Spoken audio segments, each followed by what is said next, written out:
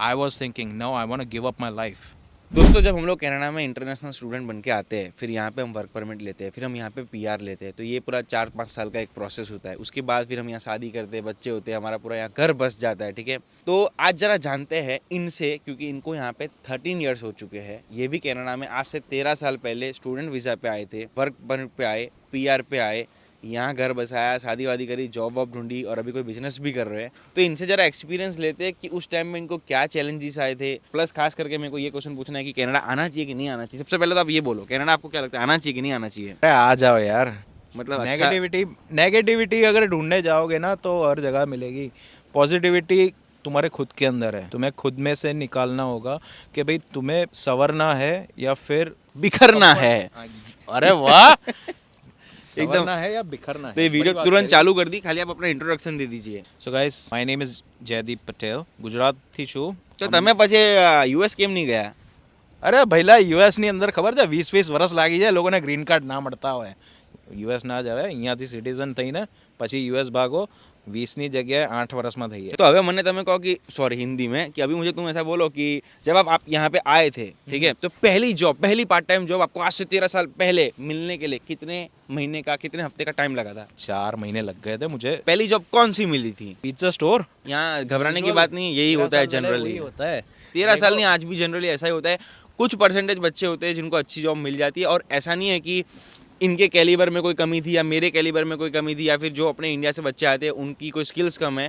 इसमें सीन ये होता है कि हम लोग पार्ट टाइम जॉब कर सकते हैं, और बड़ी जो कंपनियां होती हैं उनको फुल टाइम एम्प्लॉय चाहिए होता है। तो दैट्स द मेन रीज़न। जैसे ही वर्क परमिट में लोग आते हैं, जिनके पास स्किल होती है, 2 महीना 6 महीना सब अपने हिसाब से वेट करते हैं, and then they get the job. Exactly देखो यार, बैंक अकाउंट में पैसे आना शुरू हो जाना चाहिए, कमाना ज़रूरी है, बाद में काम कुछ भी हो। मैंने तो यार एक दिन मैंने उसमें भी किया था मोटेल के अंदर। I had to take care of like service. ठीक है गैस, कितना मिल रहा होगा 1 घंटे का?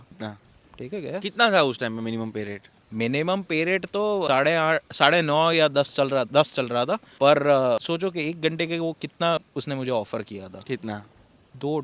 कैश पे काम था क्या? हाँ कैश पे। फिर मैंने एक दिन काम नहीं किया। करना बाप चाहिए। रे, नहीं करना चाहिए भाई।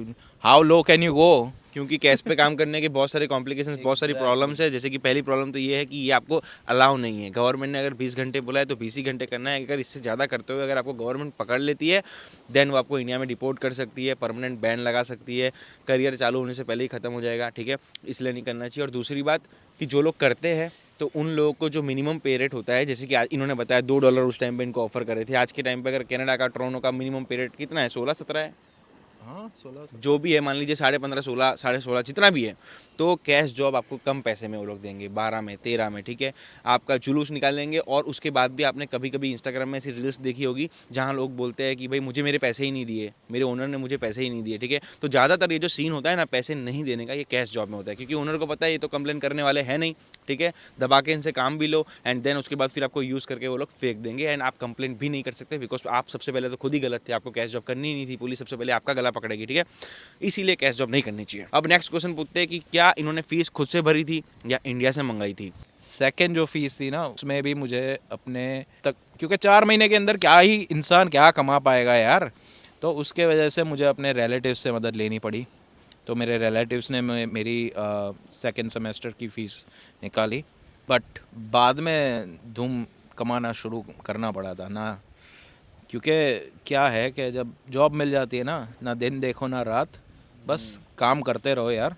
ये काम तो है। करते रहो, स्टडीज़ करते रहो। स्टडीज़ तुम्हारी मेन है, क्योंकि मार्क्स भी तो लाने हैं, पास भी होना है, तभी तो जाके वर्कफोर्स के अंदर एंटर होगे, जिसके अंदर तुम्हारी स्किल लेवल की जॉब्स तुम्हें मिल पाएगी। और सबसे इंपॉर्टेंट बात यही है कि हम यहाँ पे स्टूडेंट वीज़ा में आते हैं, then our priority is to study here. लेकिन मैं बिल्कुल ऐसा नहीं बोलूँगा कि पार्ट टाइम जॉब मत करो, क्योंकि भाई और भी प्रॉब्लम्स होती है। जिस तरीके से मैं भी जब इंडिया से आया था तो मैंने भी मेरे भाई से पैसे लिए थे। मेरे दिमाग में ये भी था कि भाई मेरे को मेरे भाई के पैसे भी लौटाने हैं, एट द सेम टाइम मुझे पढ़ाई भी करनी है, ठीक है। क्योंकि यहाँ पे ऐसे भी लोग हैं जो यहाँ सिर्फ पार्ट टाइम जॉब करते हैं, पढ़ाई नहीं करते, फेल हो जाते हैं। ऐसे भी लोग हैं जो सिर्फ पढ़ाई करते हैं, अव्वल नंबर लाते हैं। और ऐसे भी लोग हैं जो पैसे भी घर में पहुंचाते हैं, पढ़ाई करके अव्वल नंबर भी लाते हैं। तो मैंने कहा था कि ये 2 वाला जो सीन है ना, अपने को वो ग्रैब करना है। तो ऐसा बिल्कुल भी ऑप्शन ए ऑप्शन बी नहीं है। You have to grab both the things, but उसके लिए आपको हार्ड वर्क करना पड़ेगा, स्ट्रगल करना पड़ेगा, उस तरीके से टाइम मैनेज करना पड़ेगा, रातों की नींद खोनी पड़ेगी, लेकिन वर्थ इट है। स्ट्रगल सब लोग इसी तरीके से करते हैं, और ये स्ट्रगल नहीं है बेसिकली, ये हार्ड वर्क है। स्ट्रगल उसको बोलते हैं कि आपको 2 टाइम का खाना नहीं मिल रहा ना, दैट इज स्ट्रगल। कि भाई बंदा भूख से मर रहा है, दैट इज स्ट्रगल। ये हार्ड वर्क है, ठीक है। तो स्ट्रगल और हार्ड वर्क में डिफरेंस है। हम हार्ड वर्क कर रहे हैं, स्ट्रगल अभी अब तक हमने देखा ही नहीं है, ठीक है। कनाडा में आ रहे हैं, 15-15 लाख 20-20 लाख का इन्वेस्टमेंट करके आ रहे हैं, तो खाने पीने के वादे नहीं होते हमारे, बट हाँ हार्ड वर्क हम कर रहे हैं। कौन सा कॉलेज था? Conestoga college, Kitchener. Doon campus. Yes. अभी भाई मेन सवाल, पार्ट टाइम जॉब हो गई, फीस निकाल दी, ऐसा ही सीन था जैसा आज है, उस टाइम पे भी वही था। आपको जो फील्ड जॉब मिली थी वो कितने टाइम बाद मिली थी? It took me 2 years field job मिलने के लिए? Exactly, yes. वाई? क्योंकि कंपटीशन कम नहीं था ना, मतलब उस टाइम पे भी था ही। अरे तो लोग अभी बोलते हैं कि वो टाइम बहुत बेटर था, उस टाइम में जो आ गए, अभी तो आना ही नहीं चाहिए, तो वो टाइम भी यही था। देखो टाइम है ना, वो एम्पलीफाई हो जाता है। मतलब एक प्रॉब्लम होगी तो फिर टाइम जाते जाते वो प्रॉब्लम की ऑप्टिमाइजेशन बढ़ जाती है। मुझे एक खास बात बताइए, जैसे कि आज के टाइम में बच्चों को ये बोला जाता है कि भाई, क्योंकि ये मुद्दा अच्छा है। उस टाइम में लोग बोलते थे कि मतलब उस टाइम की बात लोग करते हैं कि उस टाइम में जो आ गए, उस टाइम में घर ये था, उस टाइम में ये अच्छा था, उस टाइम में जॉब प्रोस्पेक्टिव अच्छे थे, उस टाइम में पीआर जल्दी मिलता था। आज के टाइम पे ऐसा नहीं है। तो मेरा ये सवाल है कि भाई अगर मैं आज के टाइम पे पैदा हुआ हूँ, ठीक है, और मुझे आना ही है कनाडा, तो मैं क्या करूँ? मर जाऊँ? मैं फिर से उस टाइम में कैसे जाऊँ? टाइम डोरेमोन को बोल के टाइम मशीन में, ठीक है। तो अब आप बोल रहे हो कि उस टाइम में भी प्रॉब्लम थी, तो मुझे अब बस बच्चों को आप ये बताओ कि उस टाइम पे भी प्रॉब्लम थी, इस टाइम में भी प्रॉब्लम है, तो प्रॉब्लम से लड़ना चाहिए कि फिर बैठ जाना चाहिए घर में? प्रॉब्लम्स तो जब तक तुम सांसें चल रही है ना तब तक रहेगी। तो क्या जीना बंद कर दोगे? प्रॉब्लम्स बड़ी होनी चाहिए, तो इसके वजह से सॉल्यूशंस भी तुम्हारे बड़े निकलेंगे, पैसा क्योंकि भी वो बड़ा मिलेगा। हाँ, और सॉल्यूशन वो निकालने के लिए भी तुम्हें बड़ा बनना पड़ेगा। तो ये बताइए कि आपको भी इंडिया जाने की फॉल बैक करने की ऐसी इच्छा होती है कि नहीं, मेरे को यहाँ 13 साल इतनी मगजमारी करी थी, मेहनत करी या स्ट्रगल किया, हार्डवर्क किया, मेरे को यहाँ मज़ा नहीं आ रहा, मैं इंडिया जाना चाहता हूँ, ऐसी कोई फीलिंग आ रही है अभी? वैसे पहले आती थी, पर तुम्हारा जो व्लॉग देखा था ना भाई उसके वजह से मेरा माइंडसेट चेंज हो गया कि भाई यार नो डाउट बंदा स्टूडेंट है, पर माइंडसेट बड़ा स्ट्रांग है बंदे का। आपने जो एक व्लॉग में बोला था कि अगर एक बार यहाँ पे आ गए हो तो फिर पीछे का नहीं देखना है। I was like wow, this is such a good advice, great advice. और मेरे डैड को मेरे पापा उनको मैंने काफ़ी बार बोला, तो बोले कि बेटा क्या करेगा यहाँ पे आके, तेरा काम सब कुछ, तेरी ज़िंदगी वहाँ लिखी हुई है, मेहनत कर, यहाँ तक पहुँचा है, आगे भी झंडे गाड़ेगा तू, ऐसा तो कोई है नहीं। वापस आके भी तुझे फील होगा कि तू कुछ वर्थ इट नहीं है, उससे अच्छा वहाँ पे रहे, वहाँ थोड़ा और पॉजिटिव बन और ज़्यादा मेहनत कर और अपने गोल्स को अचीव करो। यस। तो यही बात है दोस्तों, अगर आप कहीं भी जाते हो ना, तो आपको हमेशा ऐसा ही होगा कि भाई वो चीज़ ज़्यादा अच्छी थी। इंडिया में हो तो कनाडा अच्छा लगेगा, कनाडा में हो तो इंडिया अच्छा लगेगा। इनका 13 साल पुराना एक्सपीरियंस है, इनके अंदर भी वही फीलिंग थी। मेरा 3-4 साल का एक्सपीरियंस है, मेरे अंदर भी यही फीलिंग है। और कोई 1 साल बाद भी यहाँ आएगा, उसके अंदर भी यही फीलिंग होगी, क्योंकि हम सब कनेक्टेड है, हम सब ह्यूमन बींग्स है, इसलिए हम सबका जो दिमाग है वो एक ही तरीके से चलता है। तो लास्ट में ये वीडियो ख़त्म करने के टाइम पे बस मैं आपको कोई भी तरीके का अगर डिसीजन लेना हो सही तरीके से, तो उसका एक सही सोल्यूशन देता हूँ। मैंने एक बुक पढ़ी थी, साइमन सिनेक की, बहुत अच्छी बुक है। तो इसमें आपको मैं एग्जांपल देता हूँ दोस्तों। मान लीजिए एक बिल्डिंग है ए, एक बिल्डिंग इधर है, एक बिल्डिंग इधर है, ठीक है। और वो दोनों बिल्डिंग के बीच में एक छोटा सा पुल है, और दूसरी वाली बिल्डिंग में आग लगी हुई है। अब आपको अगर मैं 500 रुपये दूँ, आपको बोलूँ कि इस बिल्डिंग से उस बिल्डिंग में जाओ, जान का रिस्क लेके, जहाँ आग लगी है उस बिल्डिंग में जाओ, तो क्या आप जाओगे? आप नहीं जाओगे, ठीक है, क्योंकि जान का रिस्क है। लेकिन अगर मैं आपको बोलूँ कि नहीं, मैं आपको 5 लाख रुपए दूंगा या मैं आपको 50 लाख रुपए दूंगा, तो फिर शायद तक आप जाने की सोच सकते हो, लेकिन तो भी जाओगे नहीं, क्योंकि 50 लाख होगी, 5 करोड़ हो, जान तो जान है, वहाँ जाओगे तो मर जाओगे। लेकिन अगर मैं आपको बोलूँ कि उस बिल्डिंग में आपका कोई रिलेटिव है, बच्चा है, जो वहाँ पे जल जाएगा अगर आप नहीं उसको बचाने गए, तो फायर ब्रिगेड वाले अभी तक आने नहीं वाले। अगर आप ही एक लास्ट उम्मीद हो, नहीं तो वो जल जाएगा, मर जाएगा। आपका वाय हो जाएगा क्लियर कि नहीं भाई, कोई सेकंड थॉट नहीं आएंगे, मुझे मेरे बच्चे की जान बचानी है।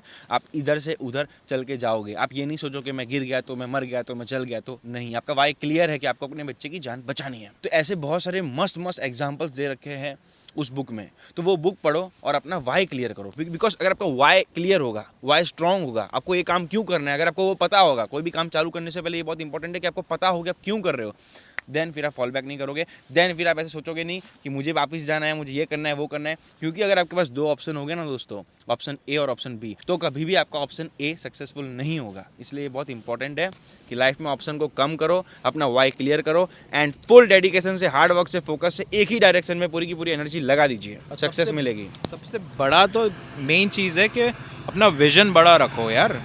ये चीज़ है कि तुम्हें क्या करना है आगे जाके, वो तुम्हें ही डिसाइड करना है। जो गोल आपने सेट किए, कुछ भी हो, you have to think back and like back process it, कि वो बनने के लिए मुझे क्या करना होगा और ये करने के लिए मुझे क्या करना शुरू करना होगा।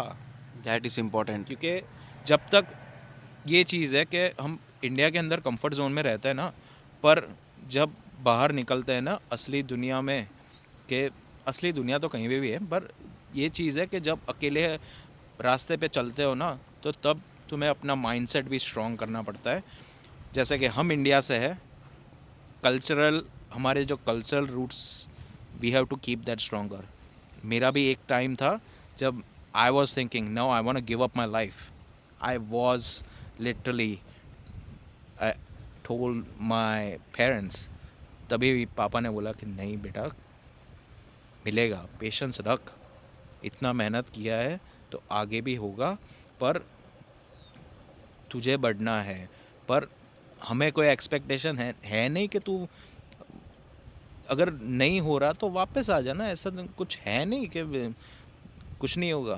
पर नहीं, वो ज़िद ज़रूरी है, पर तभी मैंने सोचा कि नहीं यार, लाइफ बड़ी होनी चाहिए। और सोचना ही है तो साला कुछ अच्छा सोचो। Exactly. हम सोचना है तो बड़ा सोचो बड़ा यार, सोचो और पॉजिटिव सोचो। कर लो दुनिया मुट्ठी में। क्योंकि खोने के लिए तो हमारे पास दोस्तों कुछ है नहीं। अभी हम ना ये मुकेश अंबानी, ना मैं मुकेश अंबानी हूँ, ठीक है। तो खोने के लिए तो कुछ है नहीं, ज़मीन पे तो बैठे ही है, ठीक है। तो इससे और बुरा क्या होगा। इसलिए सोचना है तो अच्छा सोचो। और एक और इसमें बहुत अच्छी लाइन है, जिस तरीके से कहावत बनी है ना कि पहली बरसात आती है तो जंगली झाड़ियाँ ऑटोमेटिकली उग जाती है।